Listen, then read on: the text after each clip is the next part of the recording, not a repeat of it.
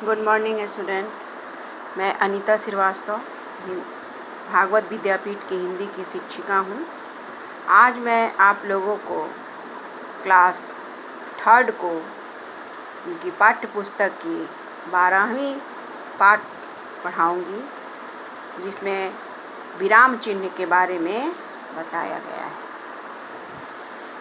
नीचे दिए गए जो चित्र हैं आप लोग देख रहे हैं, जो चित्र है एक मम्मी और बेटे में बात हो रही है। फिर इधर कुछ दोस्त हैं और एक लड़का है। फिर उधर सूरज है, ये आप देख रहे हैं। सूरज जो है पूरब में उदय होता है, ये आप सभी जानते हैं।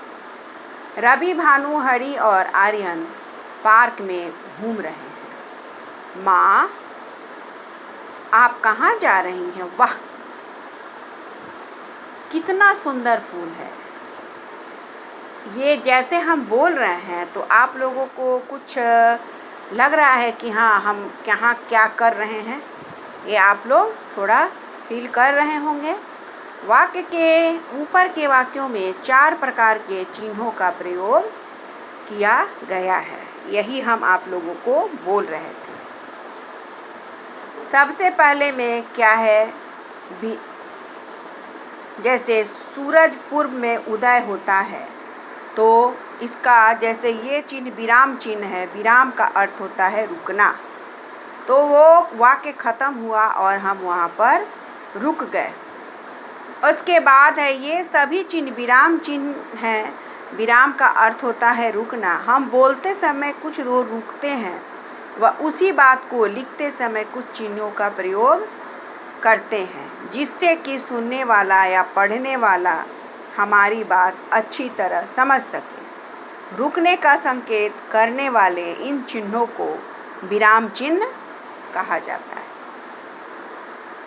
बोलते, पढ़ते या लिखते समय रुकने के स्थानों की जानकारी के लिए जिन चिन्हों का प्रयोग किया जाता है उन्हें विराम चिन्ह कहते हैं।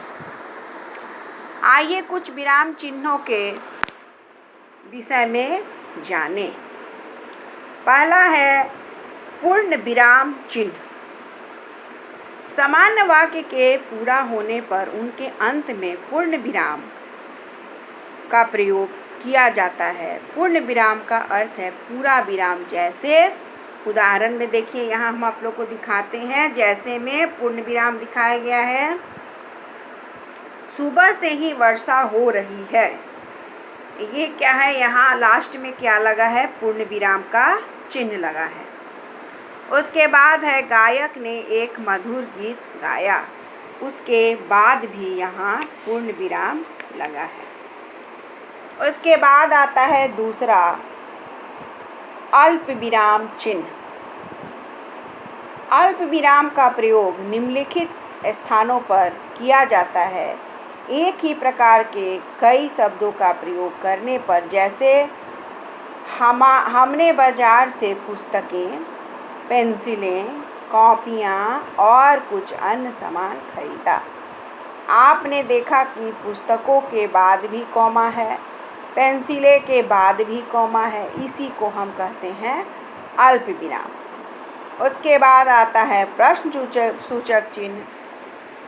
जिन वाक्यों में प्रश्न पूछा जाता है उनके अंत में प्रश्न सूचक चिन्ह का प्रयोग किया जाता है। जैसे तुम क्या खा रहे हो, इंग्लिश में इसको बोलते हैं क्वेश्चन मार्क, हिंदी में इसको बोलेंगे प्रश्नवाचक चिन्ह। उसके बाद उधर कौन है, ये लिखने के बाद हम प्रश्नवाचक चिन्ह लगाते हैं। उसके बाद आता है विस्मयादि बोधक चिन्ह। खुशी, घृणा, शोक, प्रशंसा, आश्चर्य, भय जैसे भाव को प्रकट करने के लिए विस्मयादि सूचक चिन्ह का प्रयोग किया जाता है। जैसे वाह, ये क्या है, खुशी का है, खुशी की बात है, तो हम बोल रहे हैं वाह, तुमने तो कमाल कर दिया। अरे कितना सुंदर दृश्य है। ये भी हमने खुशी में कहा। उसके बाद हाय बेचारा घायल हो गया, ये हमने दुख में कहा तो वही है, उसके बाद छी कितनी बदबू है, ये घृणा हो गई। घृणा इसी को बोलते हैं ना। उसी तरीक़ा से इन चारों में चारों तरह का आ गया, यही आपको है विस्मयादि बोधक चिन्ह। अब आप लोग समझ गए होंगे। ठीक है बेटा, बाय।